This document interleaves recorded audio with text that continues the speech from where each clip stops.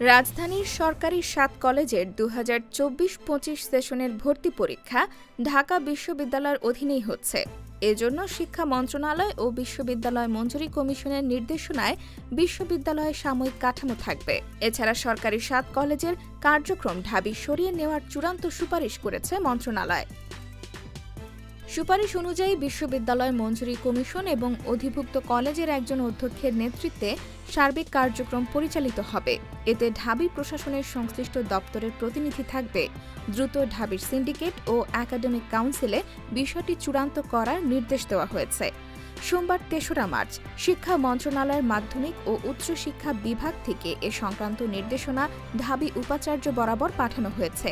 ৭ college বিশ্ববিদ্যালয় হওয়ার আগ পর্যন্ত এই কাঠামো অনুযায়ী কার্যক্রম পরিচালনা করবে। বিশ্ববিদ্যালয়ের একটি সূত্রে জানা গেছে, ৭ কলেজের এবারের ভর্তি পরীক্ষা নিয়ে একটি সিন্ডিকেট মিটিং হওয়ার কথা রয়েছে আজ মঙ্গলবার ৪ মার্চ দুপুরে। মিটিংয়ে চূড়ান্ত সিদ্ধান্ত নেওয়া হবে বলে জানা গেছে। এ বিষয়ে অধ্যক্ষ অধ্যাপক এ.কে.এম. ইলিয়াস বলেন, ২০২৪-২৫ শিক্ষাবর্ষের ভর্তি পরীক্ষা কিভাবে হবে এটা নিয়ে চূড়ান্ত কোনো সিদ্ধান্ত নেওয়া হয়নি। প্রক্রিয়াটি চলমান রয়েছে। আমরা একটা চিঠি পেয়েছি। অন্তর্বর্তীকালীন প্রশাসনের অধীনে ৭ কলেজের সব কার্যক্রম পরিচালিত হবে।